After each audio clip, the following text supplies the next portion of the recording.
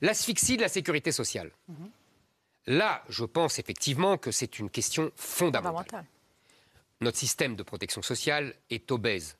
Nous sommes les recordman du monde des dépenses sociales. Plus de 800 milliards, plus de 30% de notre PIB. C'est une horreur. Pourquoi, d'après moi? Pour deux raisons. Un, nous avons un système social ouvert au monde entier. Et c'est une folie. Deux, nous ne sommes pas rigoureux dans la gestion, dans la lutte contre la fraude sociale, etc. Donc, je veux lutter contre les deux. Et non pas, parce que tout le monde reconnaît qu'on dépense énormément. Mais la gauche dit, c'est pas grave, on s'endette, on s'en moque. Et la droite disait, parce que maintenant elle n'ose plus le dire, eh ben ça fait rien, on va réduire la protection sociale de tous les Français. Moi, je ne dis ni l'un ni l'autre. Je dis, il faut enlever la solidarité nationale aux étrangers. Vous savez, le système social repose sur deux piliers.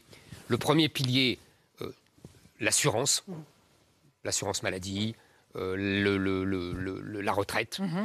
On cotise, on travaille, on cotise, et donc on a le droit à des remboursements. Ça, je ne touche pas. Français comme étranger, je on ne est touche pas. d'accord.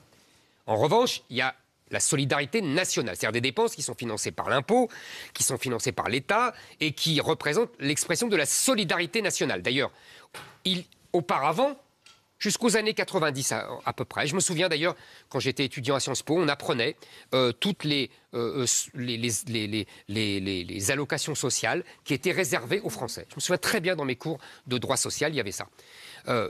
Ça existait. Et puis petit à petit, on a complètement supprimé cette distinction entre le français et l'étranger. Moi, je veux la rétablir et je veux, si vous voulez, réserver aux Français le RSA, l'allocation logement, les allocations familiales et le minimum vieillesse. Bien.